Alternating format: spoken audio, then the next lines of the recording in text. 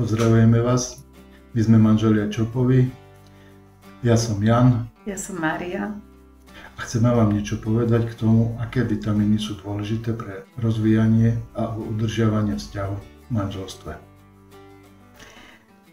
Tak my po mnohoročných skúsenostiach, kde sme si hľadali stále tú svoju cestu, tak sme prišli k tomu, že veľmi nám pomáha, ak v manželstve robíme nejaké činnosti spolu.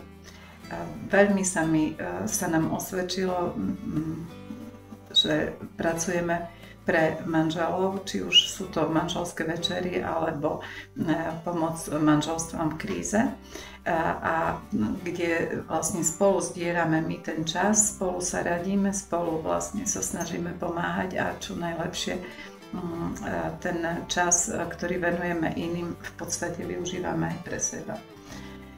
Potom rovnako veľmi sa nám osvedčilo to, že už roky spolupracujeme v pomoci rodinám v núdzi tu vo farnosti a je to cez charitu, ale nie je to len cez farskú charitu, ale vlastne momentálne aj obidvaja pracujeme pre charitu ako zamestnanci charity. Takže toto sú také aktivity, kde sa navzájom doplňame a spolu fungujeme ako tím.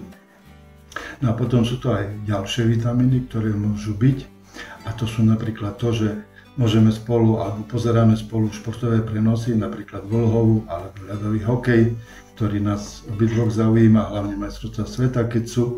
Potom sú to spoločné sobotné nákupy, taký väčší nákup, ktorý je vlastne na celý týždeň. No a taký náš manželský rituál je to, že keď prídeme domov z nákupu, tak si uliejeme malý kalištek pred raňajkami, aby nám dobre chutilo. No a vlastne potom máme trošku čas pre seba aj pri raňajkách. No a potom je tu ešte jeden dôležitý vitamín. Tak a na ten by sme povedali, že netreba zabúdať, i keď aj nám sa stáva časom, že na to prizabudneme. A to je nájsť si jeden deň v týždni čas pre seba. Aspoň na 2-3 hodinky venovať sa jeden druhému. Toto vždy odporúčame, či už pri manželských večeroch, či pri snúbeneckých prípravách. Vždy o tom hovoríme a zistili sme aj podľa svojho manželského života, že ak toto zanedbáme, časom sa nám to vypomstí a znovu nastupujú vlastne ťažšie chvíle pre naše manželstvo. Je to ako s telom. Keď zanedbáme niektoré vitamíny, telo to pocíti. Keď zanedbáme určité vitamíny pre náš vzťah, potom ten vzťah trpí a hlavne to, keď zanedbáme ten čas pre seba. Takže toto je za nás a je už na vašej fantázii, to sú naše konkrétne príklady. A čo vy si z toho zobriete, alebo čo niečo iné si z toho urobíte, alebo zobriete pre váš manželský život, je to naozaj na vás.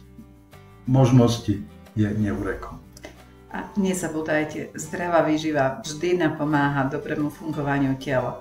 Takže zdravé vitamíny pre manželstvo napomáhajú dobre fungovaniu manželského spolužitia. Tak držíme vám palce. Všetko dobré. Všetko dobré.